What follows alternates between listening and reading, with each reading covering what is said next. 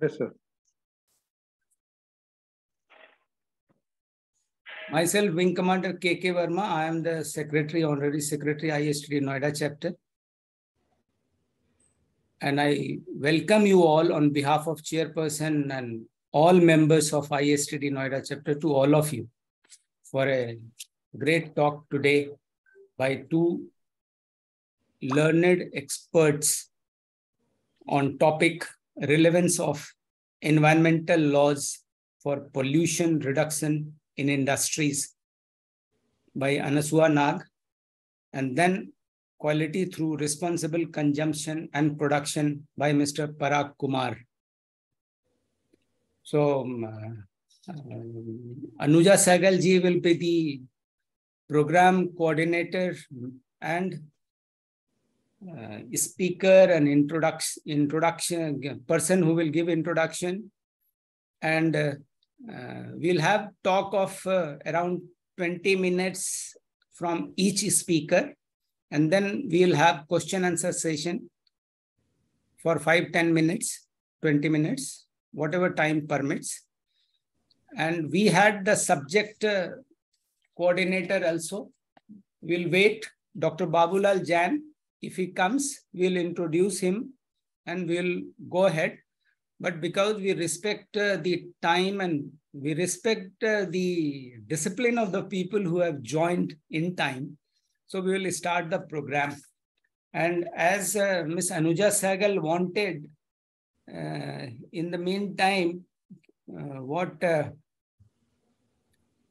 we should have ISTD presentation before we start a talk. I will just take 5 minutes to give you introduction. I have prepared a slides and I will just show you.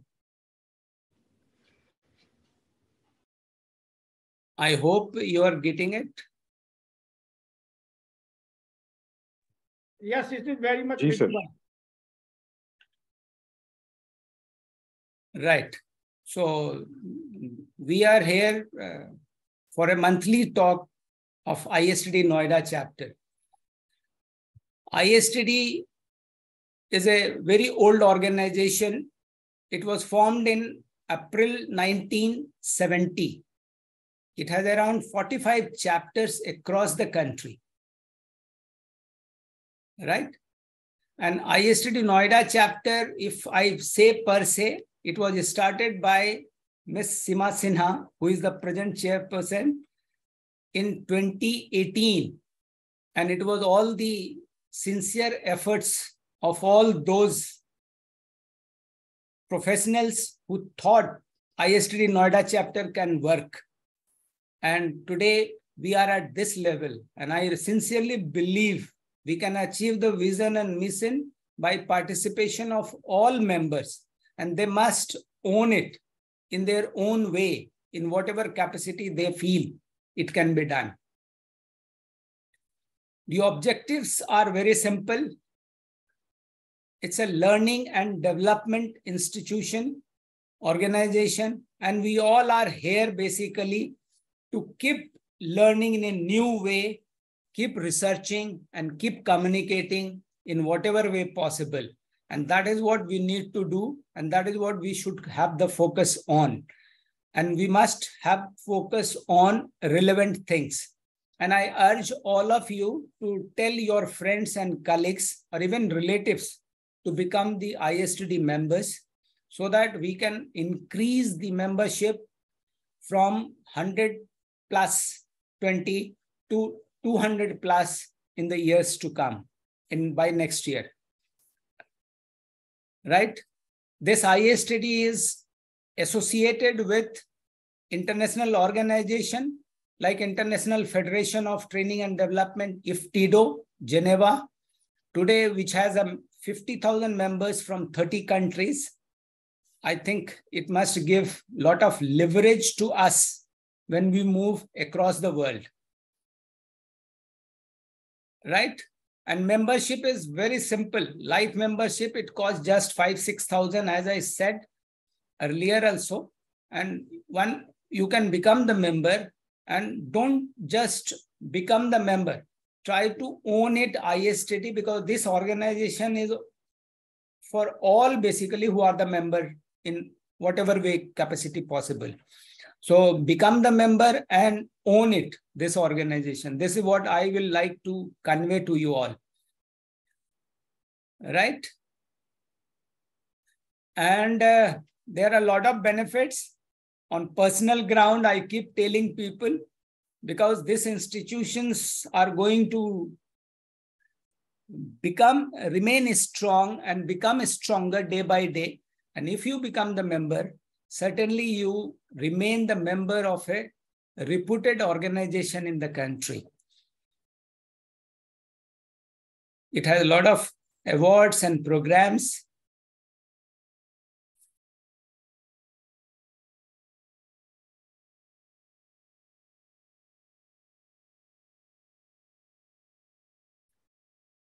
And most important program is a PG diploma in training and development. And I request all of you to tell your students in whatever way possible to join the new courses.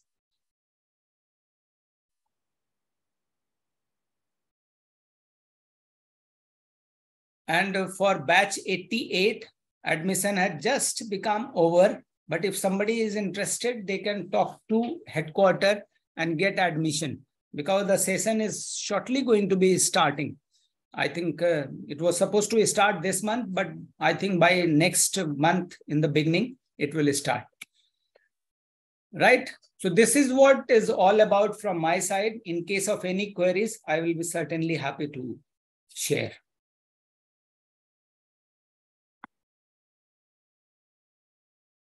So this is all about ISTD. And then I hand over now to Ms Anuja Sehgal, Program Coordinator. Madam, thank you.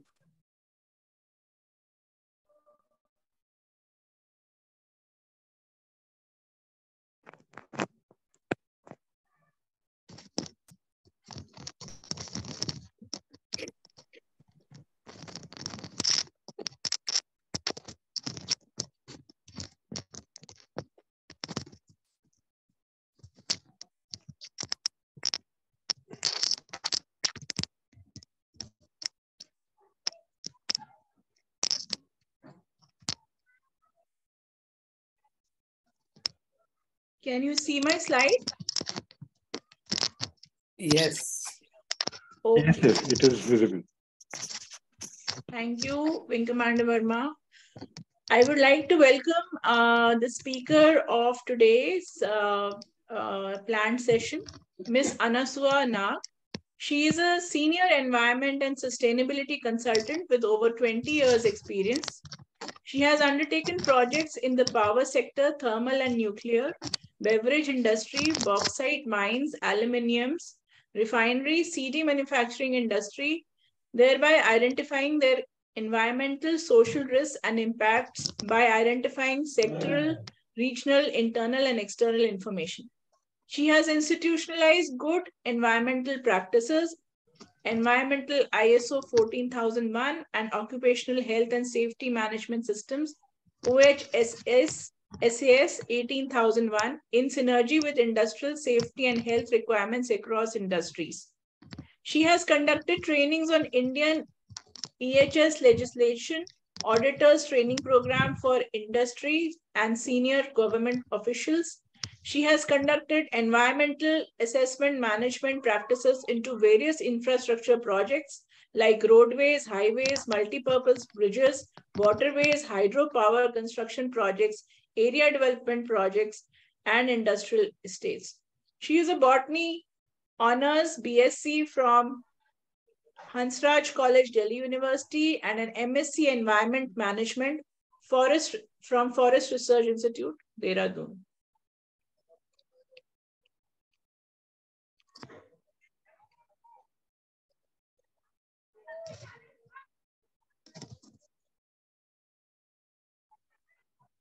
Her areas of interest include dealing with multinational funding agencies like ADB, World Bank, etc., and executing projects for clients as NHAI, IWAI, DDA, so on and so forth. And she is a NABET QCI accredited for waste management and ecology and biodiversity sectors.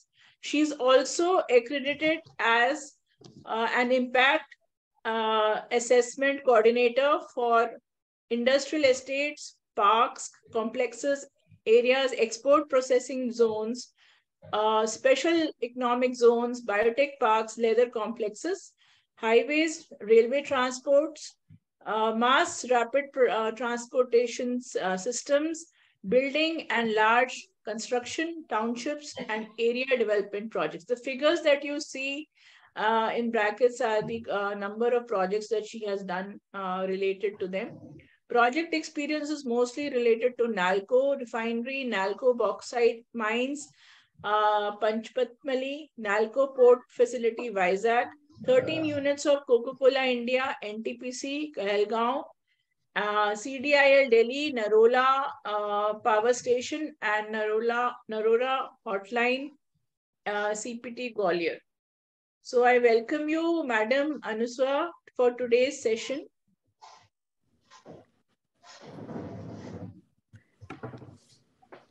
Thank you, Ms Anuja. And thank you, Wing Commander Verma, for giving us an introduction to ISTD. So may I request Ms Sehgal to present my presentation, because I'm having some problem at my end in presenting the slides. I'll do that. Thank you. Shall we introduce the other speaker first, ma'am? Yeah, sure. Mr. Parag. Our other speaker for the day is Mr. Parag, who is a master's in tourism management, and he's a diploma in hotel management and catering. He is FICCI Quality Forum and BSI certified lead auditor, ISO 9001-2000, ISO 13485-2016, and ISO 9001-2015. Mr. Parag Kumar is an experienced management consultant, trainer, and auditor for quality management, ISO 9001, ISO 13485, hospitality management consultant with over 30 years experience. During his early years of service, he has served many leading hotels of high repute like Hotel Claridge's, ITC Maurya Sheraton, Bhatnagar Hotels, Hotlink, Hotel Reservation Company. He has established quality management system for Agatsa Software, Green Facade Solutions, Heptacare, Power Industries, Air Hostess Academy. His core specialities include proficiency in ISO 9001 quality management system, consultancy, advisory, training and audit services, root cause analysis, and quality assurance. He has proficiency in ISO 13485 medical device quality management system, consultancy, advisory, training, and audit services. He has proficiency in hospitality management consultancy, education and training services in guest services and guest satisfaction. His areas of interest include coordination of meets and conferences. He has coordinated conferences with FP Industries Limited. He was regional sales conference coordinator at a country in Bhimtal in 1995, Aristo Pharmaceuticals Limited sales conference at country in Bhimtal 1995, Birla Jute Industries, Cement Division, dealers and stock meet was coordinated by him in Nainital in 1995, Modi Xerox Limited incentive tour and dealers meet was organized by him at Riverside Resort and Corbett National Park, Berger Paints annual entertainment program at Bhimtal, Consumer Coordination Council capacity building program 1996, fundraising skills at Nandatel, Dehradun, Aisher Good Earth Limited induction program at Hotel Mela Plaza, Sony India distributors meet at Koti Resorts Shimla, Bear India, a sales conference at Quality in Aurangabad, Birla Cement Company dealers meet Rajasthan region at Forts Resort and Hotel Hard Rock, Mussoorie. His member association are Noida Management Association and ISTD. He's also a National Council member of Indian Society of Training and Development. I welcome Mr. Parag Kumar with such a interesting experience of conference coordination, meet coordination, very unique, and also quality management certification. Thank you, Ms. Sehgal. Madam, you can give the introduction of Dr. Babulal also. He will join shortly.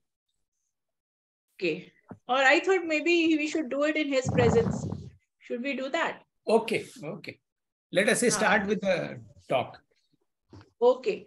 I would like to welcome both the speakers for today's session. We are indeed delighted. And now I would like to welcome Madam Anasuya for her session, and I will just display her PPT. Madam Anasuya, can you see your PPT? Yes, thank you. Thank you, Ms. Sehgal. Okay.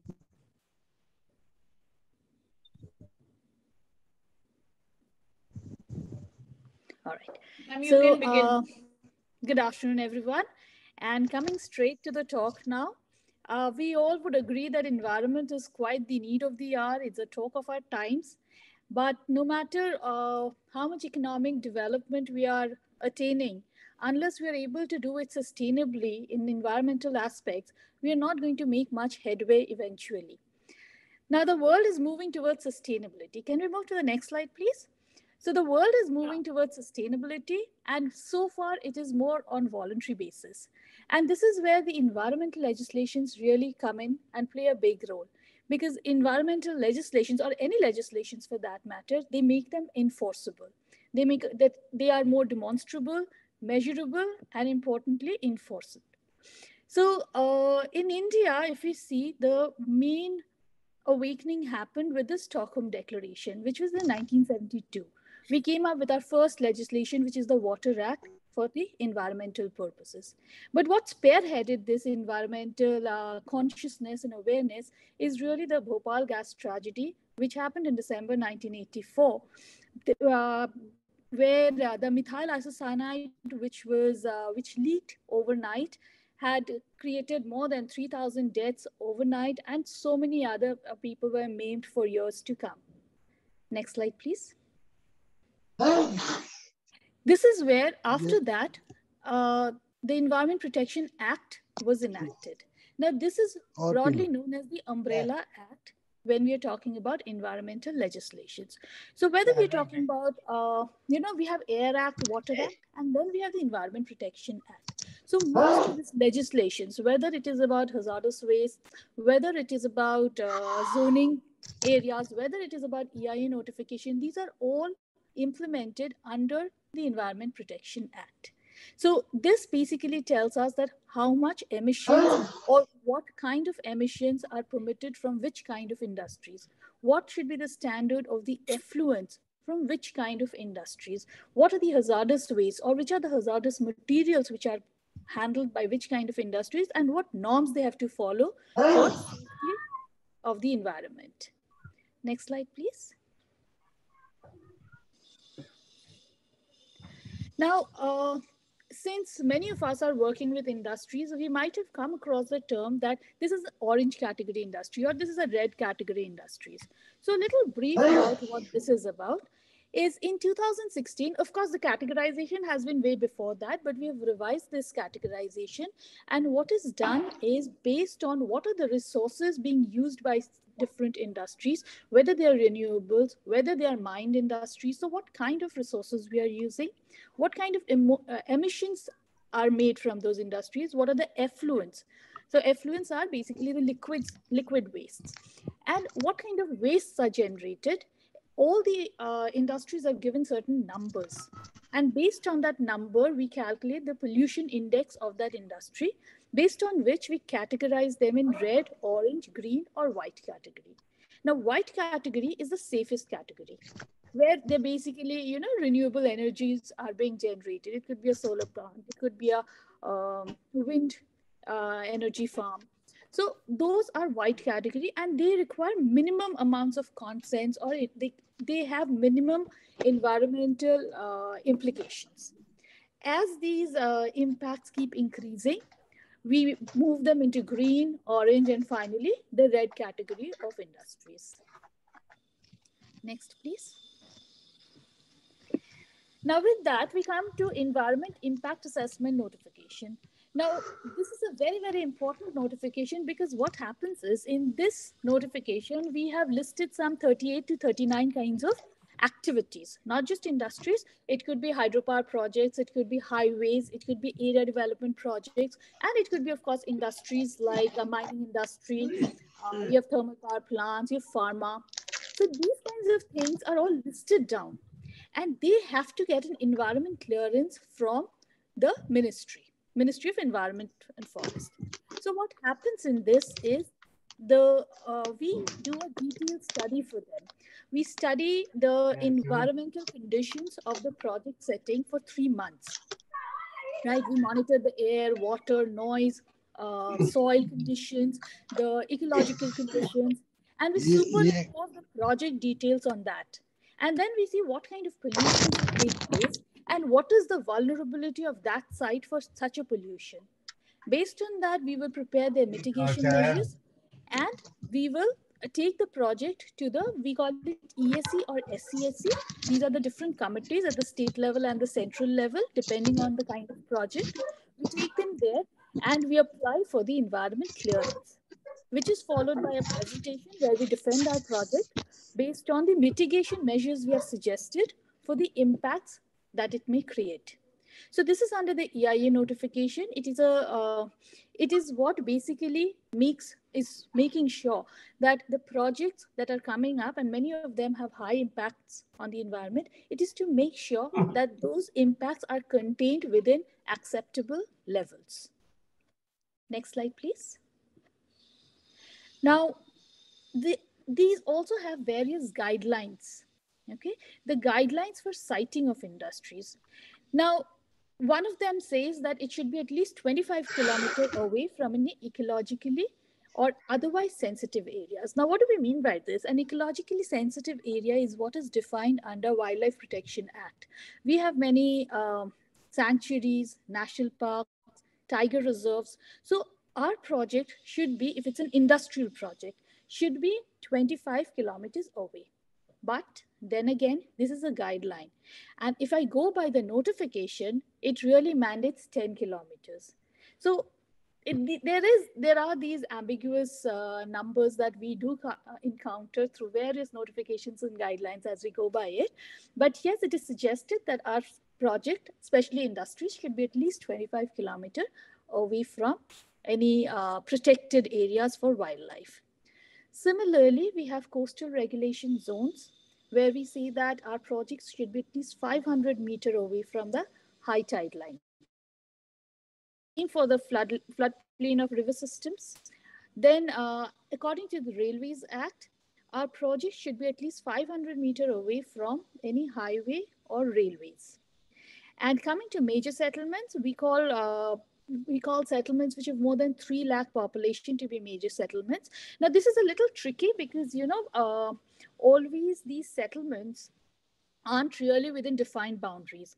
So we have an urban sprawl. And so we have to see when we are coming up with a project, especially for an industrial estate kind of a nature, that we have to project that in, let's say, 10 years, in a decade, what is going to be the urban sprawl towards my project if my existing boundary of that place is within 20 kilometers.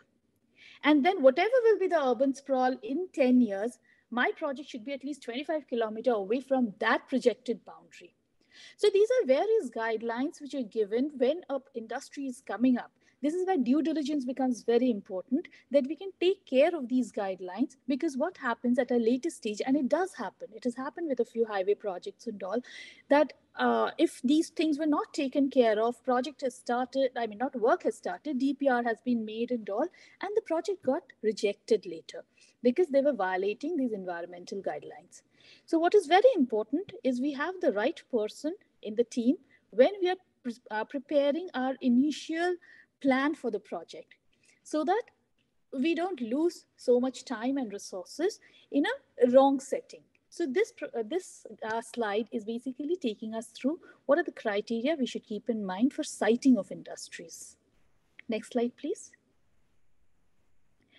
Now, these projects, like one I talked about, the IA notification, that is, again, you can say it's a very comprehensive clearance where we are going to deal with, what kind of emissions are happening, what is the amount of water we are going to use, what is the quality of the water we are going to discharge from my site, what kind of rainwater harvesting is being done, how will I manage my wastes, how will the ecology be impacted by my project. So in EIA, we are talking about the whole project comprehensively.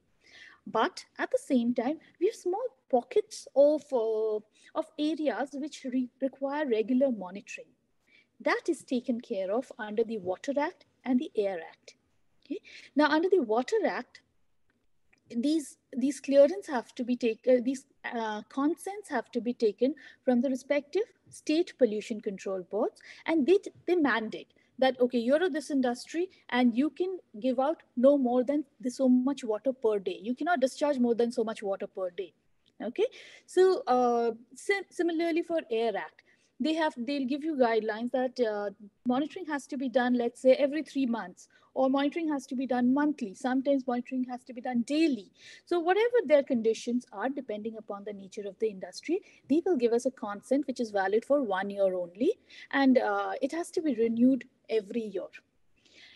Similarly, for those industries who are going to have hazardous wastes generated from their plant, they also have to take a clearance called the authorization under the Hazardous Waste Act, hazardous waste rules. Next slide, please.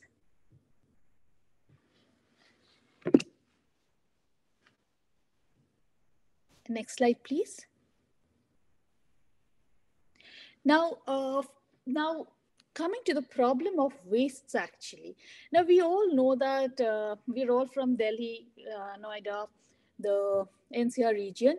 We know the problems of waste management in Delhi. We've got these 3 big landfill sites, which are filled way beyond their capacity. Now, to contain such a problem, what we need is waste management. And for controlling that, what we see really as waste management has got various sections in it. We've got municipal waste, we've got biomedical waste, we've got hazardous wastes, construction and demolition waste. So unless all these wastes are handled separately and managed separately, we are not able to solve this problem of waste management in the city. That is where solid waste management rules come in. This is mainly for municipal waste, but not just within the municipal limits. No matter where we are, in the railway colonies, in the army camps, in the hilly areas, we have to abide by these rules now.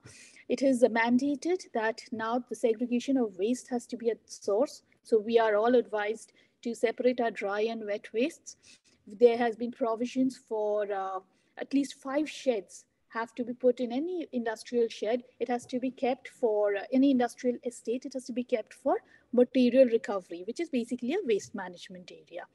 It is a decentralized waste treatment, because now many of us will see that the RWAs are getting composting done in our common areas like parks and all. So this is coming from these same rules, which says that if there are more than 200 dwelling units, or your area is more than 500 square meter, you will have to undertake a part of the composting. It is no longer let's just dump it in the dhalaus and it is the work of the municipal authorities. It has become overwhelming for them, and hence the need to decentralize. Next slide, please. Coming to hazardous and other wastes, what happens here is we actually don't realize the amount of hazardous waste we are handling, more so in the industries. So this rules, what it does is it has got 3 schedules to it, 3 schedules for identification of hazardous waste. So it has more schedules. So it identifies based on processes. If you're doing this process in this industry, this waste is hazardous. It doesn't matter. You don't have to test it.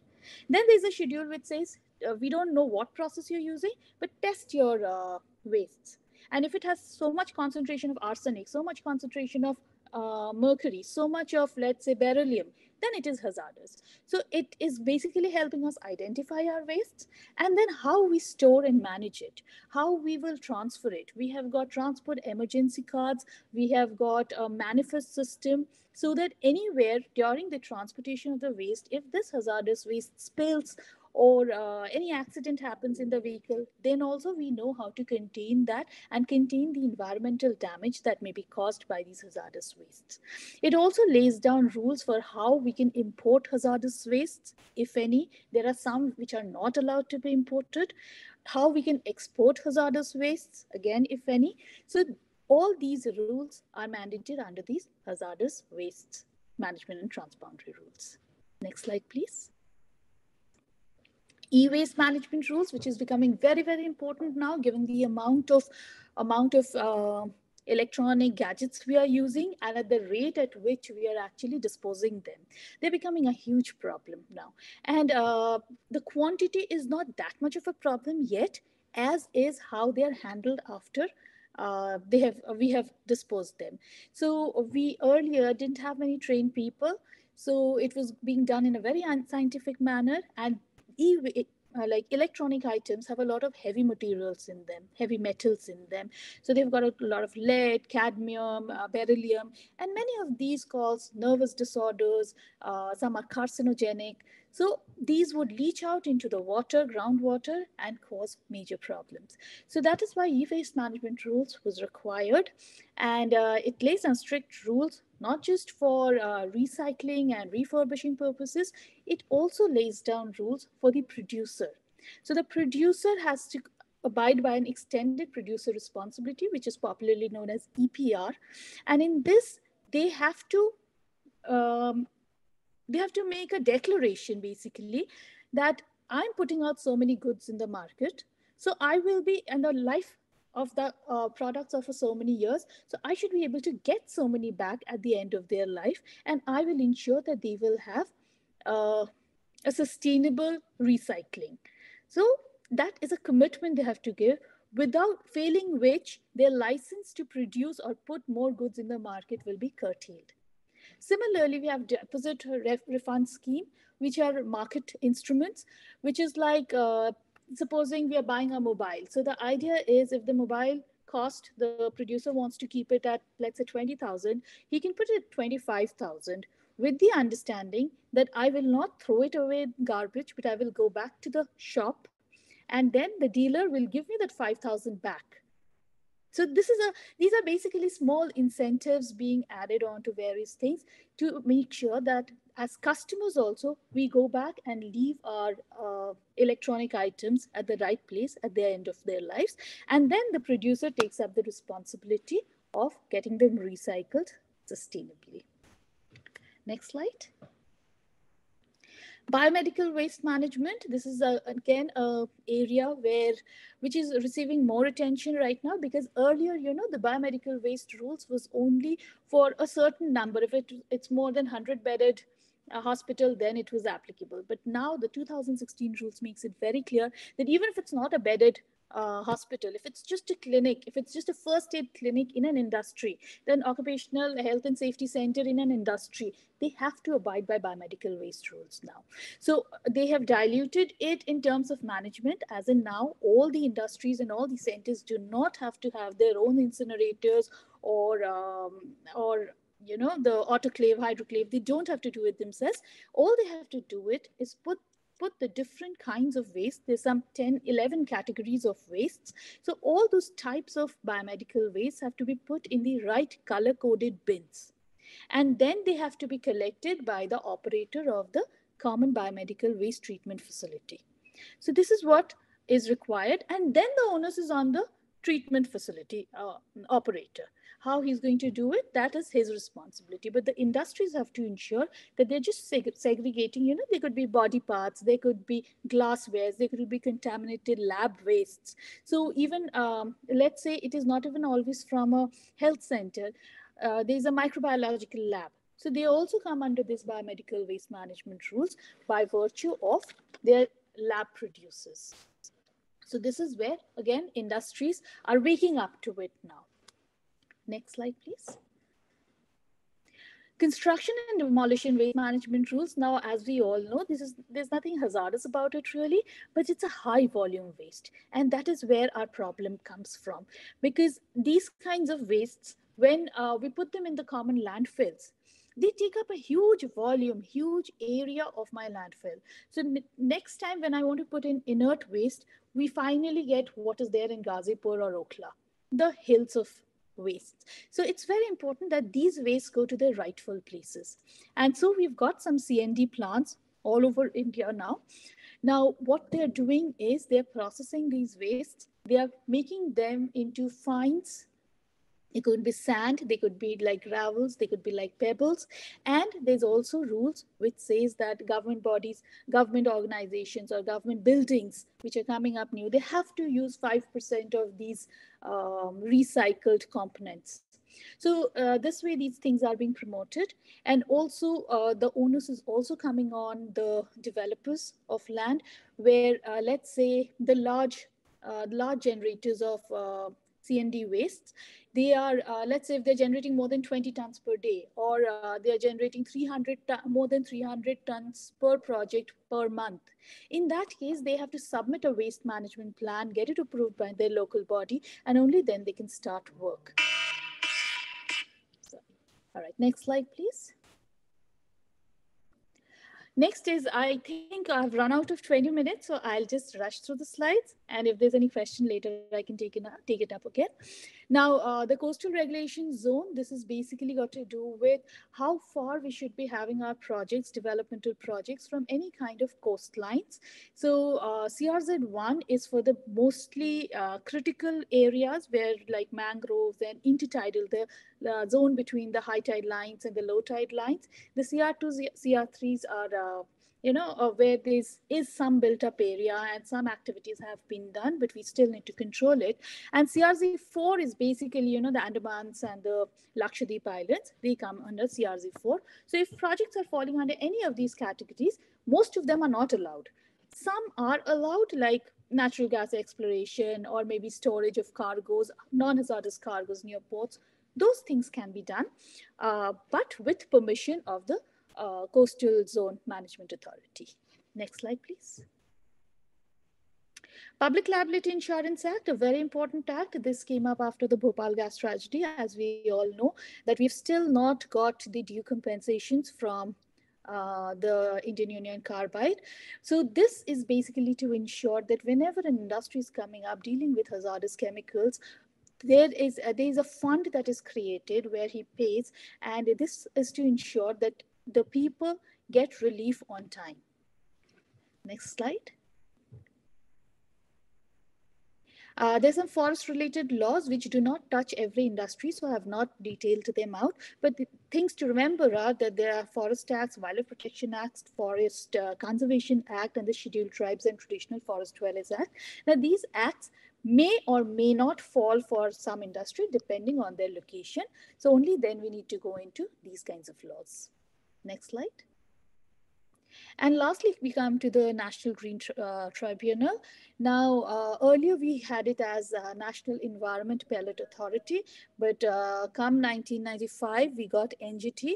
This is basically to ensure that relief is reaching the victims of environmental pollutions, and also that for enforcement of the legal environmental rights, to make sure that the industries and all who are not following the environmental norms which are awarded to them through the consents of state pollution control boards or the EIA clearance, if they are not following them, how to book them.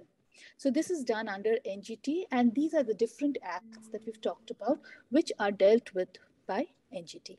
So with that, we come to the end of the presentation. And is that so? Yeah.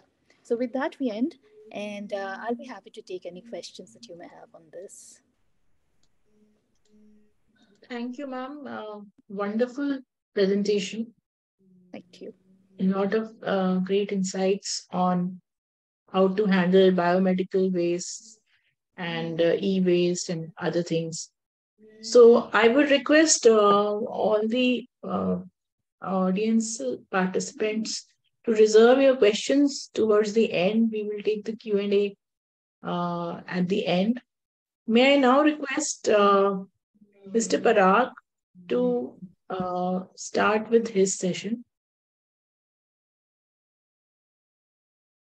Thank you, Anuja ji. I hope I am audible. Yeah.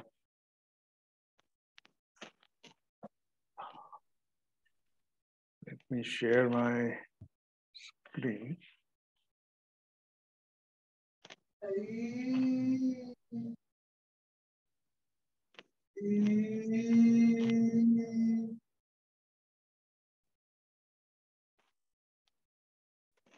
Can you see my screen? Hello? Yes, please. Yes. Yes, we can see your screen. So the topic today we have to talk about is quality through responsible consumption and production.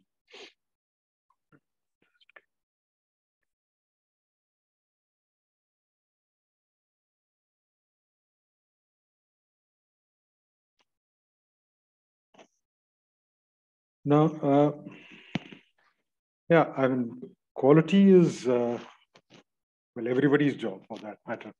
Yeah, and you would agree with me. And we've heard a lot about responsibilities, particularly when we talk about environment in the preceding presentation by Anasuya. So also, why this topic came into my mind was every year in November we celebrate Quality Month, and the Quality Council of India had taken this theme, quality through responsible consumption and production. So I thought it would be a good topic to talk about. Okay. Now, I would definitely like to ask something. We would like to keep it interactive. And I would like to know that when you thought about, when you heard about quality through responsible consumption and production, what all went into your mind? आप लोगों ने क्या सोचा कि ये किस बारे में presentation होगा? या क्या topic होगी?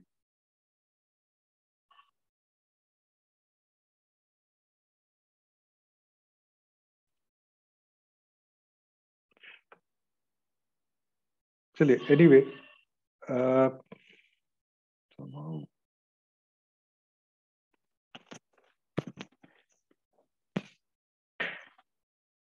what we'll be talking about is producing quality at the same time being responsible towards consumption and production. How, and in the context of an organization. पराग जी, मैं एक बोलूं तो as a trainer, training professionals, जी, I thought consumption and production, जी, what we consume also must not be negative to my mindset. Absolutely. And production, what I produce for others to read, Absolutely. that also should not be the just waste basically for them. Correct. So that also should be useful. As a training professional, I personally felt like this. But certainly, as a manufacturer or producing some products, there could be a different, which I would like to listen to you. It is all the same, sir. ऐसा है कि quality तो सबको ही involve होना पड़ता है. कोई everybody's responsibilities. Yes. Everybody's responsibility. और क्वालिटी के बारे में बात करना भी, मतलब जैसे अगर मैं यहाँ पे बात कर रहा हूँ तो मैं आपको आपके काम की क्वालिटी नहीं बता सकता हूँ. मैं थोड़ा सा उस पर हाईलाइट कर सकता हूँ कि आप अपनी क्वालिटी को कैसे मैनेज करें, कैसे अचीव करें. But quality has to be defined by you and your customers. I am sure senior लोग यहाँ पे हैं और वो सब इसके बारे में जानते ही हैं. तो जो भी मेरा प्रेजेंटेशन इस समय है, it's not to teach you anything new. But as we will go through this presentation, you will see that अरे ये सब चीजें तो हमें पता ही हैं, ये तो हम करते ही हैं. जैसे आपने बताया कि ट्रेनिंग में हम कैसे क्वालिटी मेंटेन करते हैं, बीइंग रिस्पॉन्सिबल. लेकिन कई बार क्या होता है कि जब हम इस तरह के प्रेजेंटेशंस या इस तरह की टॉक्स देखते हैं तो एक कॉन्शियसनेस आ जाती है. So we do it and we consciously make ourselves aware कि हम ये चीजें कर रहे हैं या नहीं कर रहे हैं. इसमें आगे हम इस प्रेजेंटेशन में देखेंगे पहले कि हम क्वालिटी कैसे अचीव करते हैं किसी भी ऑर्गेनाइजेशन में, चाहे वो ट्रेनिंग ऑर्गेनाइजेशन हो, एकेडमिक इंस्टीट्यूशन हो, या कोई और मैन्युफैक्चरिंग एसोसिएशन हो। तो किसी उसमें कैसे अचीव करते हैं क्वालिटी, और क्वालिटी के मायने क्या हो सकते हैं। What do we understand by responsible consumption and production? Then we'll go to this, and then we will talk about achieving quality while being responsible in consumption and production. And maybe if time permitting, we will take some live examples from the audience itself. Quality, सबसे पहले अगर हम बात करें quality की, तो quality किसको कहेंगे सर? क्वालिटी जनरली हम बात करते हैं कि किसी की कोई रिक्वायरमेंट है, उसको अगर फुलफिल हो रही है तो हम उसे एक अच्छी क्वालिटी कहेंगे। मैं जनरली जब ये बताता हूँ तो एग्जांपल लेता हूँ कपड़ों का। तो अगर आप गर्म प्रदेश में हैं, if you are in a hot environment, may be cotton is a good cloth और good quality cloth, you will say कि मेरे को तो कॉटन सूट करता है। और अगर आप थोड़ा सा ठंडे जगह है या हिल्स पे हैं, then you would say that okay terrycot और टेरी वूल और wool will be a good quality cloth for that place.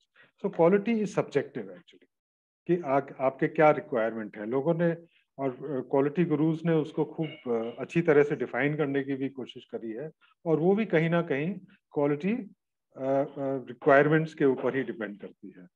For example fill Crosby ने कहा है कन्फॉर्मेंस टू द रिक्वायरमेंट। अगर किसी की जैसी रिक्वायरमेंट है तो मिडिल क्लास आदमी की कंफर्ट और डिस्टेंस की वो होती है रिक्वायरमेंट कार लेते समय, तो वो सोचता है कि चलो मारुति ऑल्टो ले ली जाए या कोई मिड सेगमेंट की कार ले ली जाए। और कोई रिच एंड वेल्दी है, वो सोचता है कि नहीं, मेरी रिक्वायरमेंट है कि मैं थोड़ी ईगो भी अपनी या शोमैनशिप भी अपनी दिखा पाऊँ, तो उसको मर्सिडीज भी चाहिए या कोई और बढ़िया कार चाहिए। So quality will be conformance to requirements. Also, जुरान साहब कहते हैं कि fitness of use in terms of design, conformance, availability, etc. and field use, उसको quality को define करते हैं।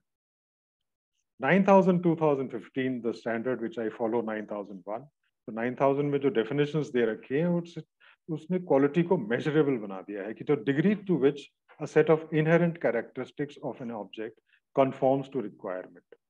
तो basically हम ये कहते हैं कि quality, अब आप चाय पीने जाते हैं और आपको ज्यादा मीठा पसंद है, तो आप कहेंगे यार इसमें तो मीठा कम था, थोड़ा सा चीनी और डालो, अच्छी क्वालिटी की बनेगी।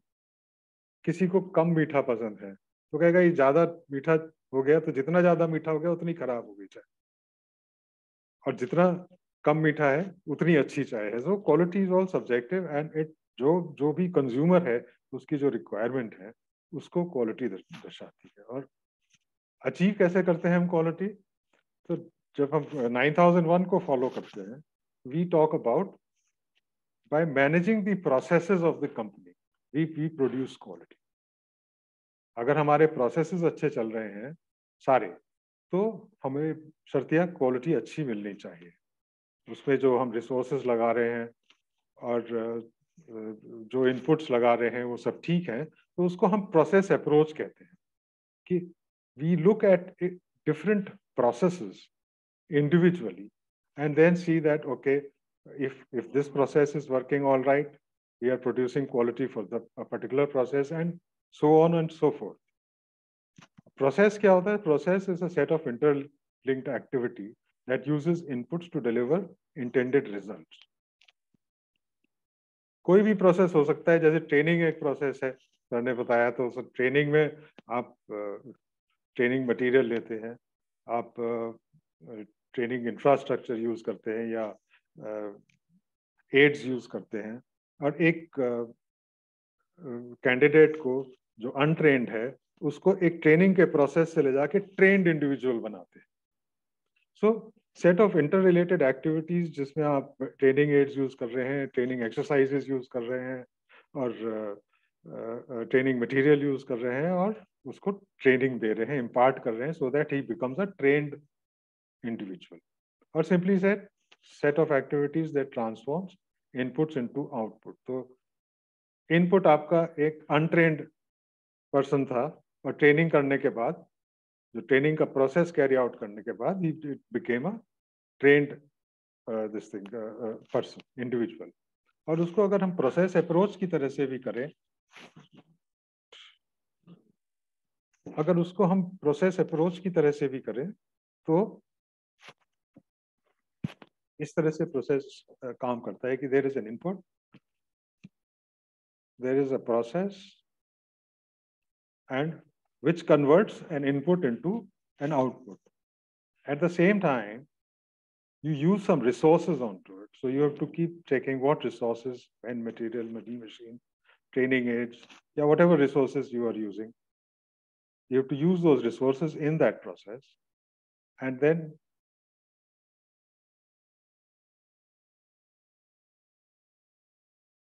you have to, from the management point of view, you have to monitor and measure. Now, अगर आप इसमें देखें, एक minute,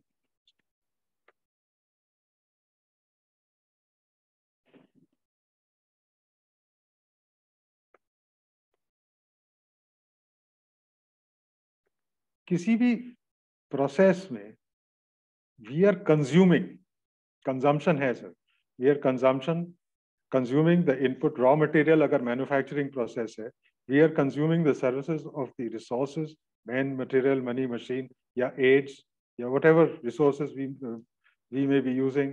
So, and during the monitoring and measurement also, we are consuming something. So all these consumption, how can we be responsible during this consumption? We will look into it a little later. And then we produce, we give an output, and this output has to be, again, we have to be responsible in producing this output so that waste nahi ho, या जैसा waste एक बताया environmental pollution नहीं हो, या societal problems ना हो. We will see in the coming slides.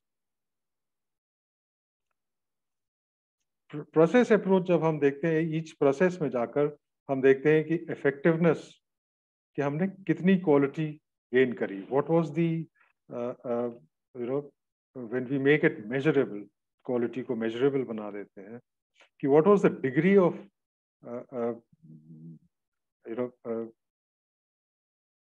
fulfillment of requirement, कि कितनी requirement उसकी fulfill हुई, तो वो एक effectiveness हो जाती है. और साथ में हम ये भी देखते हैं कि कितनी efficiently हम ये काम कर रहे हैं. So this is how we make, we produce quality, or we manage our process to produce quality, और उसको quality management भी हम कह देते हैं. ये मैं बहुत brief उसमें बता रहा हूँ. And then when we are consuming something, we have to be responsible to certain things. And when we are producing something, we have to be responsible. Let us see, ये तो एक ही प्रोसेस की बात करी हमने, लेकिन अगर हम बात करें कि किसी भी कंपनी में, तो एक टिपिकल प्रोसेस फ्लो चार्ट बनता है, जिसमें आप सेल्स एंड मार्केटिंग से कस्टमर की रिक्वायरमेंट लेते हैं. जो भी रिक्वायरमेंट है, जो भी प्रोडक्ट है या सर्विस है चाहिए, उसको डिजाइन करते हैं. उस चीज को बनाने के लिए आप बाहर से कुछ चीजें परचेज करते हैं और स्टोर करते हैं, फिर प्रोडक्शन या सर्विस करते हैं. फिनिश्ड गुड स्टोर करने के बाद फिर आप उसको कस्टमर के पास वापस पहुंचाते हैं.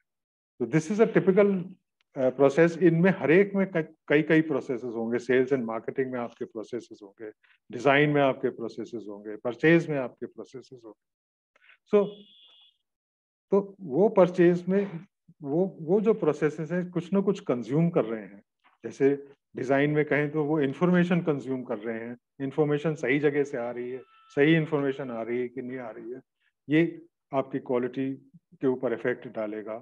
देन प्रोडक्शन में आप करेंगे similarly, and you will always use certain resources. So provision of those resources again जिसमें हायरिंग आ गई, ट्रेनिंग आ गई, work environment, infrastructure, other resources आ गए, ये सब आप इन रिसोर्सेज को भी इस्तेमाल करेंगे और ये रिसोर्सेज की भी जो आप you will provide these resources through various processes.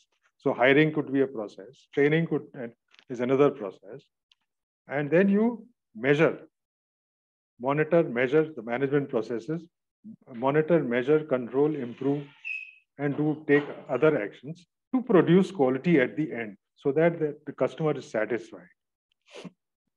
ये एक आपका क्वालिटी मैनेज करने का प्रोसेस अप्रोच से ये एक तरीका होता है जो हम 9001 में फॉलो भी करते हैं।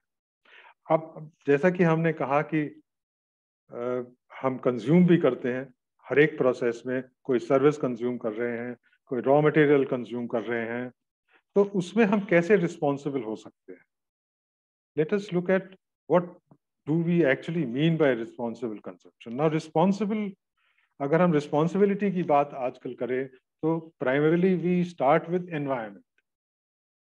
और जैसा कि अभी पिछले प्रेजेंटेशन में भी अनसुया जी ने वो बताया कि कितना इम्पोर्टेंट है और कितने लॉज और रेगुलेशंस बन गए हैं एनवायरनमेंट के ऊपर,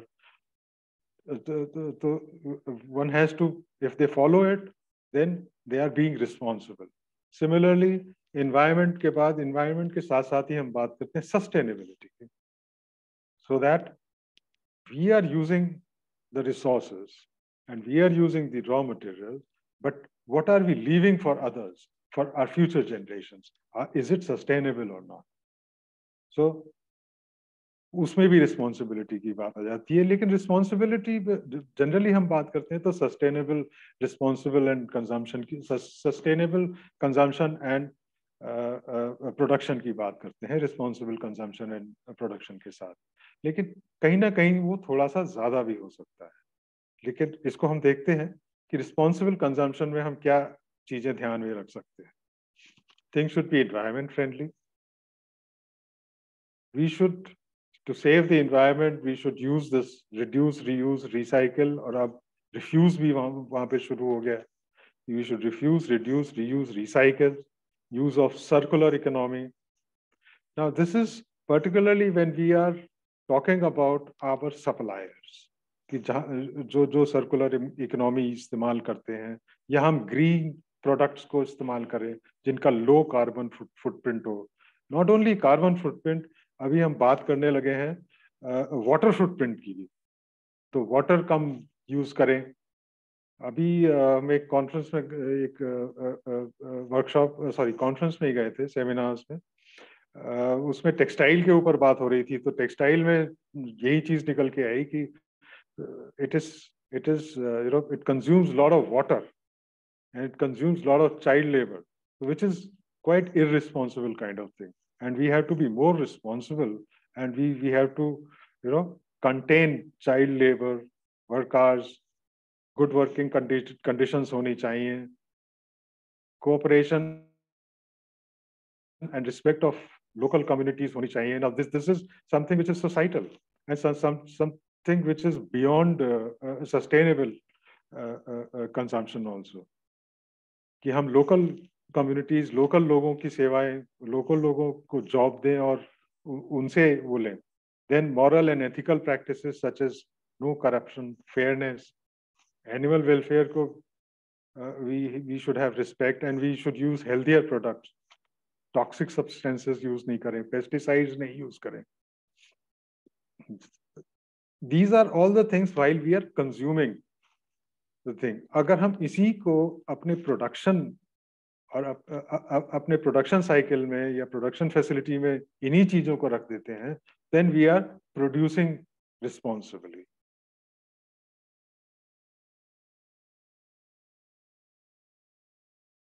Responsible production is again the same, similar things, but सबसे पहली रिस्पॉन्सिबिलिटी किसी भी प्रोड्यूसर की या किसी भी सर्विस प्रोवाइडर की इज द क्वालिटी। अगर आप रिक्वायरमेंट को पूरी नहीं कर रहे तो आप रिस्पॉन्सिबल नहीं हैं। सो First thing is quality. And then we talk about less of energy, less water, low carbon and water footprint होना चाहिए. आजकल हम देखते हैं लोग बाग एनर्जी पॉजिटिव और वाटर पॉजिटिव होने की बात करते हैं, क्योंकि उसको वो वाटर को बार बार साफ करके और इस्तेमाल करते हैं, या नॉन कन्वेंशनल तरीकों से वो they try and produce energy and use that energy and sometimes even supply it back to the grid. So these are some of the areas. So when we are executing a process, we must remember. और यहाँ पे मैं बल्कि चाहूँगा थोड़ा पहले वो बोलना चाहिए था मुझे कि आप लोग जिस प्रोसेसेस में इन्वॉल्व हैं, जैसे विंग कमांडर वर्मा ने वो ट्रेनिंग में इन्वॉल्व हैं तो ट्रेनिंग के प्रोसेस की बात करी, आप लोग भी जिस प्रोसेस में इन्वॉल्व हैं उस प्रोसेस में जरा सोचिए कि क्या चीज कंज्यूम कर रहे हैं और उसको हम किस तरह से और रिस्पॉन्सिबल बन सकते हैं उस कंजम्पशन के लिए. इनफैक्ट यूएन एसडीजी गोल्स में एसडीजी गोल नंबर 12 जो है, that talks about responsible production and responsible consumption and production. And while we are producing quality, while we are serving quality, if we are responsible towards our consumption and in production, and you will see that you can actually look at small things like what are stated there, and this cannot be the complete list also. तो आप खुद सोच सकते हैं कि आप अपने processes में कैसे रिस्पॉन्सिबल हो सकते हैं और फिर भी क्वालिटी दे सकते हैं. And you can put in your share into that sustainability goal of responsible consumption and production. अगर हम देखें तो फिर से वही एक चार्ट मैं दिखाऊंगा एक बार, and we would like to you can have an introspection कि आप इसमें से किस प्रोसेस में या आपका जो ऑर्गेनाइजेशन है वो किन प्रोसेसेस को डील करता है, और फिर हम बात कर सकते हैं यहाँ पे, अगर अभी टाइम है तो. I don't know if we can take a few examples, if somebody can come up as to किन processes में वो deal करते हैं, and we can talk about कि उसमें क्या consumption हो रहा है, कैसे उसको ज़्यादा responsible बनाया जा सकता है, और क्या वो produce कर रहे हैं उसको कैसे एक responsible उसमें करते हैं. In fact, जब हम production करते हैं और finished goods की तरफ चलते हैं तो packaging is another area जहाँ पे we can be very responsible. And now we are using recyclable material and things like that. So this was just a small, a short, a brief presentation on how we can be responsible as well as produce quality.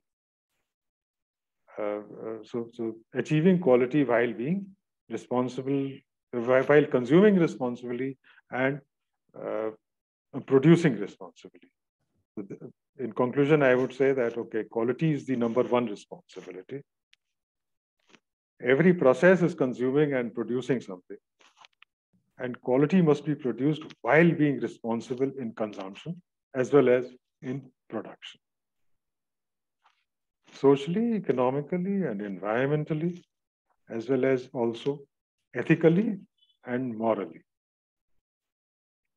So that brings my presentation to an end, and maybe we can have some question and answer, or if you have thought of any process, we can talk about how we can be more responsible in executing those processes. Thank you.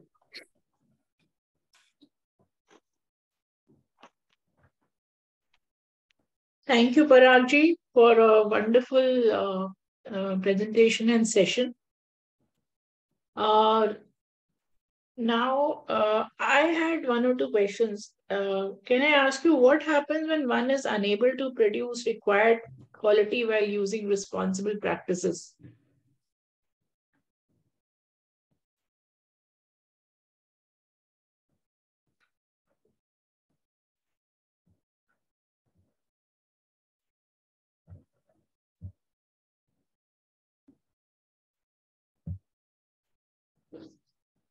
Can you hear me? Parag ji unmute कीजिए please. हाँ, sorry. Yeah. So I had a question. What happens when one is unable to produce required quality while using responsible practices?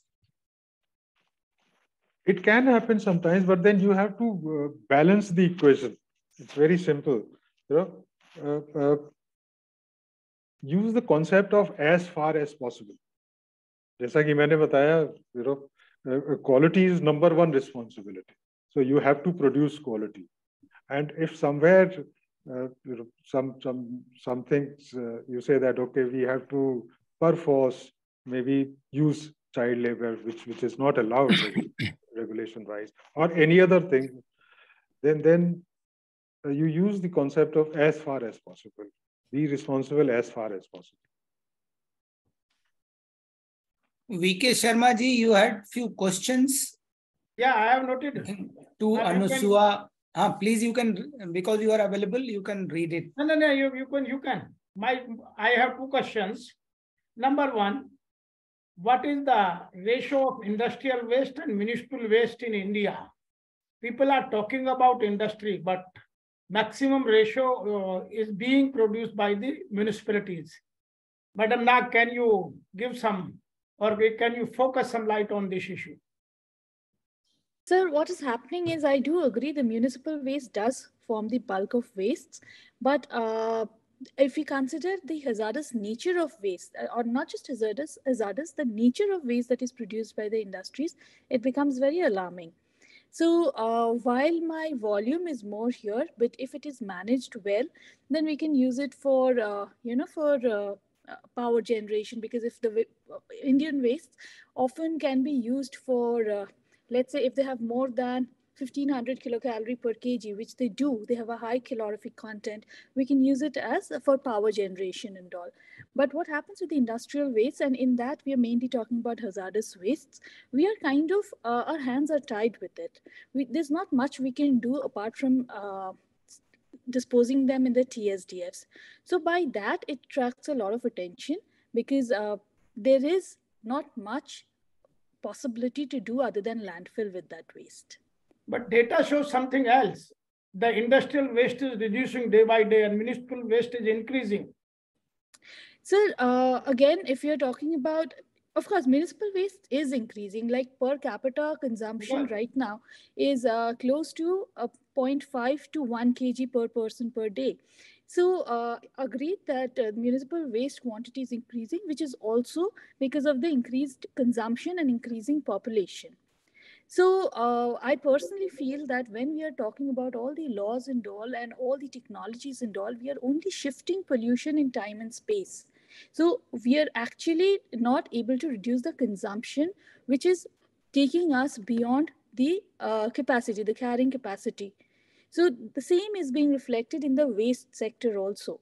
The quantity is increasing. Now coming to industrial wastes, it is decreasing because because of things like circular economy, because of more stringent rules on them, and also because it's more possible to contain them, given that you can control the industries. But municipal waste is like widespread. It is being generated at every nook and corner, every settlement, and there is a lack on the government part, on the municipality part, to really handle that kind of waste. So the quantity is a problem, that I agree. But all the rivers are being polluted by municipal waste only now.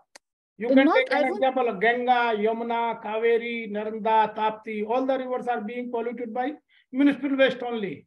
Agreed, sir. So the question is? Then? So the my question second question is directly related to this question. The acts are increasing. Every year we are adding, or every 2 years or 3 years we are adding many acts, but pollution is increasing. Then where we are failed to implement those rules and regulations in practice, and why? Yes. Okay. Sir, I will agree. As an environment consultant, I do see that there are lacuna in implementation of the rules and monitoring of these implementations. So we can point our fingers at various things in the monitoring mechanisms, in intent of the industries. So there are these things and the results are there to show. The problem, what happens is everything is fine on paper and pen. Right? On the documents, everything is fine, but what is happening on the grounds is often very different. So I will not say that all the wastes are only because of municipal waste, the water pollution that you're talking about. They are, no doubt about it, that municipal waste has a large role to play. But let's say a big chunk is also because of the effluents. Now, what happens in the effluents? The STPs are not running in full capacity. So many of there are many STPs along the Ganga planes, but they're not running to full capacity. Sometimes they're not running at all. There have been incidences where the water is just being discharged without getting any treatment. The same is also happening in various industries because, more so in the MSME scale. In the larger industries also, there are cases, I won't deny it. There are cases, but it is more or less controlled and restricted. But like I said, in the MSMEs and also on the municipal front, there's a lot of effluents which are finding their way into these natural water bodies. So I personally feel that a stringent monitoring is very, very important. And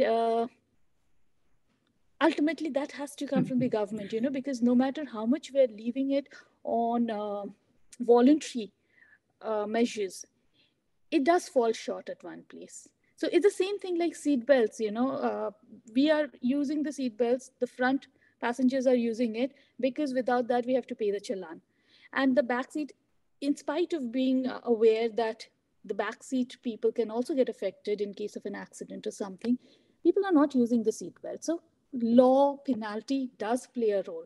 And nowadays in Delhi police, they do challan when you don't. Yes, sir. It has just started after the incidents there. I think taking it further, Wing Commander Prashant Singh had some question. May I request him to please ask yourself? Wing Commander Prashant Singh? Verma ji? Yes, I please. also have some questions. Please. So should I ask first, sir? Sir, Wing Commander Prashant Singh, please go ahead. Good afternoon, everyone. Thank you for this, for both the excellent talks at the outset. And I have two questions for Ms. Nag. One is regarding the use of technology for monitoring these things. I am sure there's phenomenal amount of scope with the coming in of Industry 4 technologies, that is IoT. So the aspect was, the main question was, how is it already included in the policy making and the legal framework that these things are to be implemented, like IoT technologies are to be implemented for monitoring, especially with respect to large cities and the development of the smart cities? So that was the first question.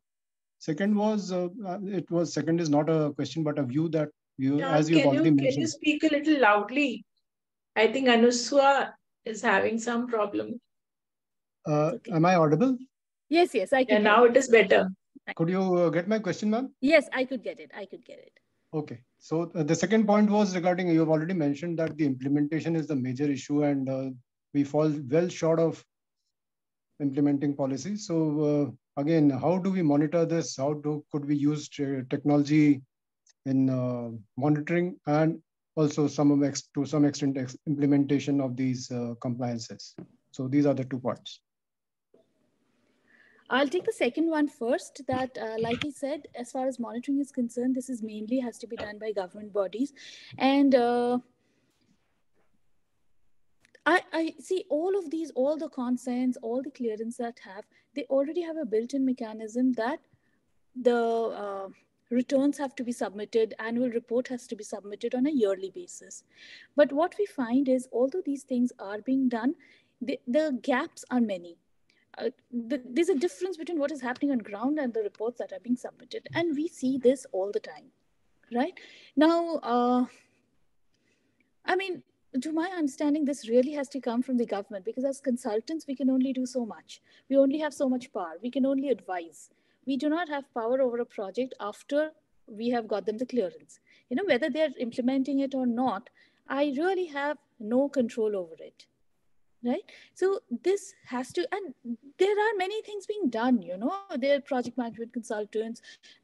They are supposed to have inspections from time to time, but where we fall short is all inspections have to be like, you know, have to be told 2 or 3 days prior to the inspection, so that the important people or the project heads are present for the visits. And that is when all the things are managed. You know, in 2-3 days the site looks very different, the industry looks very different from what it has been looking for the past 6 months.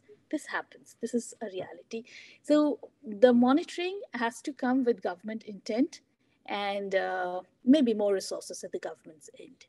Coming to your first one on this technology, see, there are things that are being done. I am not very sure about the IoT in particular.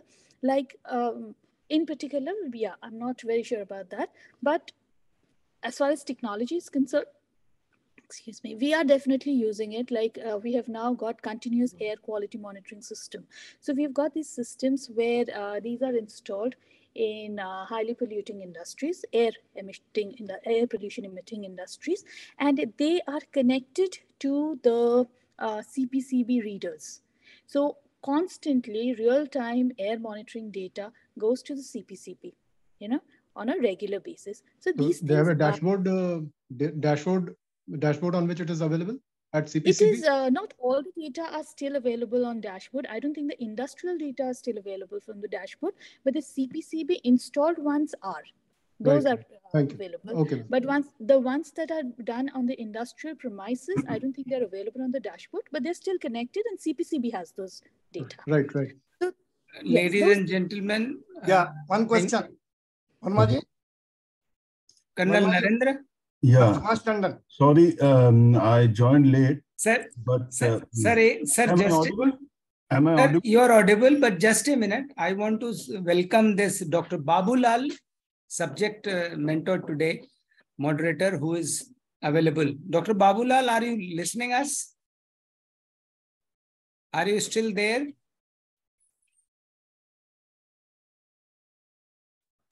Okay. I think when he comes, we'll see. Colonel Narendra, please. Verma ji, एक question. Subhash ji, just Colonel Narendra के बाद आप पूछ लेंगे. Okay, sir. Sorry, I joined late, but my question is of interest about your waste. As a citizen, it is my understanding that there's a lot of money involved in waste, because what I see is that the collection of waste nowadays is almost, without any money. They are collecting waste from our own society. We are not paying anything. And I gather, and even if you take these kabadi walas, India is, a lot of jugaad, and I think we are the only country, maybe some more South Asian countries, where there are people who are making money and who are dedicated to this day in and out. And now at the other end, the paradoxical situation is that we are, generating mountains of waste. Now, how does it, when we are making so much money, this waste is being recycled, and we also, off and on hear about roads, this thing being plastic being, used to making roads, and other technologies are coming in. So how does it work out in our benefit? At one thing, I don't think so any country has so much of dedicated manpower. At the very low end of the society, people are making money, and kabadi walas, of course, they're making phenomenal money. So what do you think, in future, will we be able to, and these mountains which are now being, cleared, and they are, I think, probably going to make some gas or something out of this. So how do you see the future? Will we be, successful in quickly, getting rid of the waste we have all around us with all this pros and cons? So yeah, so I definitely see a lot of work happening on the waste front, and there are companies like Exigo and all. They are actually tied up with Exigo is a big firm, very big firm, and they have tied up with all these rag pickers, and they are taking waste from them so that they are recycling them in a environmentally suitable manner. So even if the flow, see, we already, like you rightly said, that we already have a broad base working on the waste collection. So the idea of waste management has always been to integrate them into the system. We don't want to just suddenly remove them from the system, land into another problem of joblessness and lack of income. So the Indian system always integrates them into the waste management system. So these big firms are actually tying up with them so that they can take the waste from them, let them do their work with the adequate PPEs and proper payment. We want them to do this work, and then it is handled in a scientific manner in these big setups, waste processing facilities as they are known. Now, coming to the thing about whether we see a solution to this problem in the long run, we are hopeful. We still have a very long way to go. Like, let's say for these landfill sites, these mountains of hills that we have in Delhi, we are not we, but yes, companies are talking, especially cement companies. They are talking how they can set up plants, which they have done in various other areas, where they will be using up these wastes as their clinker, for co-processing.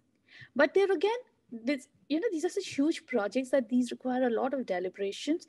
And the problem that is coming here is they are somehow getting stagnated, that the project will not be there after a given number of years. Now, that kind of investment for a certain number of years is not working out for them. So these are the kinds of problems that they have to overcome. There's still talks are on. They're trying to find a solution. They'll have to see from where they can have to bring out wastes later in the system. So these things are there. We're moving slow, but I'm sure we're working out things. At the end, for everything, I feel that it is technology can only do so much. As long as we don't cut down on our production, our consumption, these problems will keep on coming up. We are moving from simple thing, lithium ion battery. We are saying that we don't want cars on petrols, and let's have lithium electric vehicles. But what are they doing really? We're just shifting the pollution in time and in space. We are saying that don't pollute my road, but pollute another place which is generating that lithium ion battery. That there has been mining done. Lithium is a non-renewable resource. Mining is opening up the face of the earth. There is biodiversity loss. There's so much emissions for generating those batteries. So we are just shifting it. So technology will only do this shift. Ultimately, a certain amount in the population and our consumption. These two have to balance out things.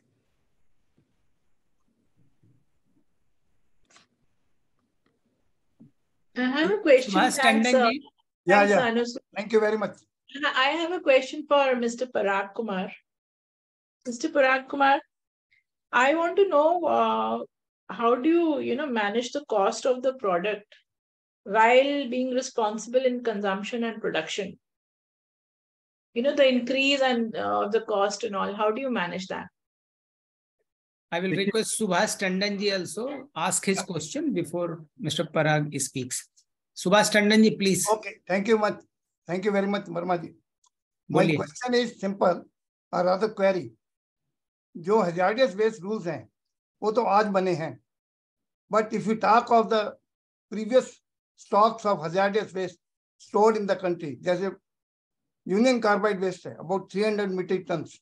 उनके ऊपर कौन सा rule लागू होता है कि उनके ऊपर कुछ प्रोसेसिंग नहीं है, कोई रिसाइकलिंग नहीं है, कहीं ट्रीटमेंट नहीं है, और 300 tons is still lying there.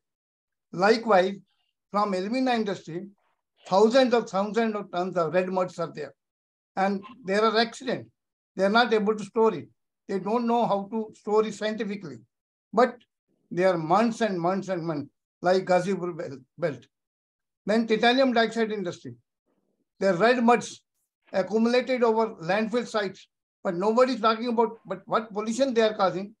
No monitoring, no control, no administrative control, no pollution control, no MGT, nothing. But once in a while, talk is done. भाई ये बहुत खतरनाक है, इसको कुछ करना चाहिए. पर क्या करना चाहिए?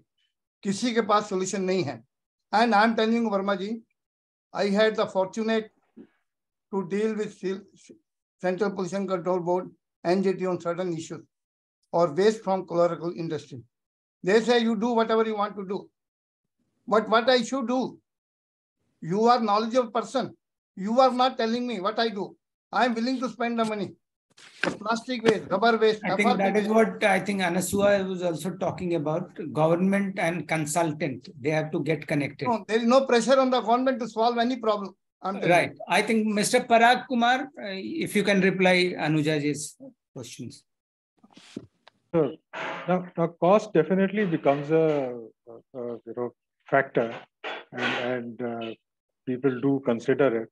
और जब हम responsible होने की बात करते हैं तो cost can definitely increase sometimes, और कई बार क्या होता है cost शुरू में increase करती है, like if we start using solar energy, तो solar plant लगाते वक्त जैसे cost increase करेगी थोड़ा सा, लेकिन over a period of time this will go down. But yes, there are certain examples when we say no child labor. So an adult labor will be more costly, and the cost will it'll result in the increase of price or increased cost. But then there are certain regulations you have to respect, and at times even your clients, especially in a B2B segment, the clients also ask that कि आप कितने responsible हैं. जैसे carpet industry में पहले बहुत children were employed, but then there were foreign buyers or even Indian buyers who went in for saying कि भाई child labor नहीं होनी चाहिए. So obviously price बढ़ा, but your client, if the client is ready to pay that price and it becomes their requirement also, then yes, you have to go and you have to go with that increment in the cost. But generally देखा गया है कि over a period of time the cost will come down. Right. I think Mr. Ashok Gupta ji is here and he's listening very patiently, I think, and sincerely. Sir, you have any question? Unmute kar le. So, sir, I am not having any question.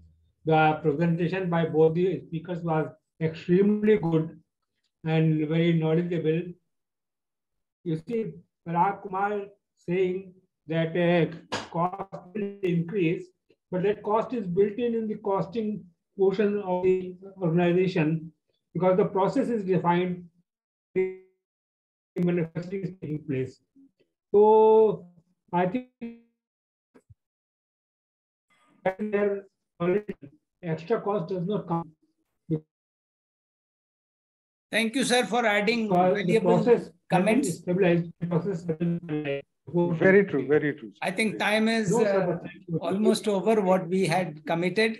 And thank you to all, both the speakers. I will request now Mr. K.K. Prasad to give vote of thanks. Thank you, Verma ji. Thank you so much. And we come to an end with for a very interactive session, and it was nicely presented by our two eminent speakers today. So on behalf of ISTD Noida chapter, I thank Ms Anusuya Nag, Mr. Parag Kumar, our today's eminent speakers. Thank you so much, both of you, for a very variety, you can say, of knowledge that you have given, and खासकर जो guidelines आपने pollution के बारे में बताया, that was quite knowledgeable to, I think, everybody. And of course, Parag Kumar ji ने quality के बारे में बहुत ही briefly he explained, but yes, the core was there well in the content, right? So thank you so much, sir and ma'am. And we thank you all the participants today, the MC members present today, the ISTD members, and our eminent guest, you can say participant, Dr. Gupta ji, Ashok Gupta ji ko बहुत धन्यवाद इस कार्यक्रम में आने के लिए, right? And moderator Ms Anuja Sehgal, we thank you so much because you have always been a active participant in all our programs, and whatever ISTD has been doing since this inception of this MC body, right? And thank you. Dr. Babulal is still connected. Yeah. You can mention him also. We couldn't hear him, unfortunately. Okay, Dr. Babulal. He could not come. Has been a very, you can say, old associate with her. So thank you, Babulal ji. Thank you, Colonel Bist, for attending. Shivas Tandon ji, you have always been there in most of the programs. So thank you so much. Wing Commander Prashant.